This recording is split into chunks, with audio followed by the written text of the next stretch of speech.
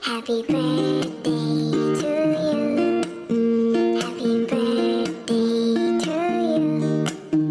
Happy birthday, happy birthday, happy birthday to you. Suksama ka na ka? So, ayun guys, for today's video, samahan nyo nga pala ako. Iba-vlog ko yung mga nangyari sa amin today. So, kasi ngayon is my ate Mara's birthday today. Yeah. So, 8 years old na nga po pala ang aking babaita. May mini-me impacta. Charot lang. So, ayun nga guys. For today's ganap, pumunta nga pala kami sa may Walter para mag-celebrate ng birthday niya. Actually, kasi hindi na kasi ako yung type ng babae na tulad noon na maghahanda-handa pa. Tapos, pagtapos ng handa, ganun lang. Tapos ako yung mag-i-enjoy na mag-iinom kasama ng friends or family. Parang nag-iba na yung ihip ng dugo. Arte. So, lagi ko na naisipan after kong mag-abroad, naisipan ko dito pag uwi ko, what if kung spend ko naman yung time ko sa mga anak ko na mag-bonding kami sa labas. Imbis na maghanda kami sa bahay, bakit hindi ko gawin na mag-celebrate kami dun sa labas at mag-play sila? At least, matutuwa sila at may enjoy niya pa nila yung mga nangyayari sa birthday nila. At least, nakakapaglaro pa sila. Kesa naman sa bahay, ako lang nag-e-enjoy. Char! Arte.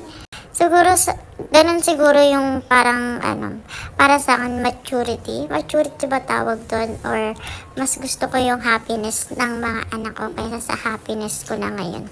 Mas nakikita ko kasi silang mas masaya sila pag umaalis kami kaysa naghahanda kami sa bahay.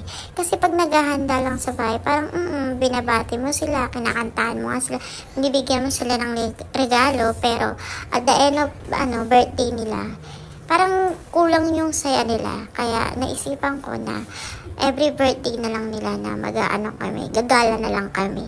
Imbis na imbis na magluluto ako or magpibili ako ng pagkain sa labas, ispend na lang namin yung birthday nila sa paggagala para matuwa-tuwa sila. Ganun. So, nakikita nyo, sobrang enjoy sila niya.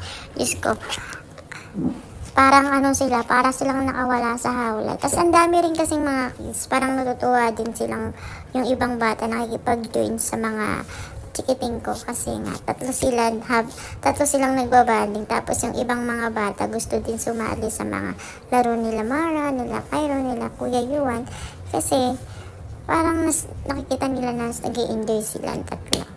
Actually, yung ibang bata dito, mga baby, mga 1 or 2, pero the rest din kasi mga kaedara ni Ate Mara. Tapos, ang ganda lang kasi dito sa pinuntahan namin is, kahit pricey yung entrance dito, okay lang, sulit na rin naman kasi. Nakakatuwa at saka natutuwa din sila. Marami silang pwedeng gawin dito. May slide, tapos meron silang costume dito ng policeman, policewoman, at saka pwede din silang magluto-lutuan, tapos may slide din sila, tapos marami din silang mga balloons, tapos meron din silang library. Basta ang dami na itong pwedeng gawin, kahit maliit lang yung space niya. Pero ang dami kasi, tapos na-enjoy din nila. At yun lang guys, sa mga nagtatanong kung saan to, sa may Walter nga pala to, sa may Santa Maria. Sana, paglaki nyo, enjoy pa din kayo at magkakasundo kayong magkakapatid at huwag kayong mag-aaway at huwag kayong magwawatak. Kung ano yung bonding nyo today, sana hanggang paglaki nyo, ganun pa din kayo. Mahal na mahal kayo ni Mommy at huwag kayong magbabago sa pagiging sweet nyo. Lahat gagawin ni Mommy and Daddy para sa inyo.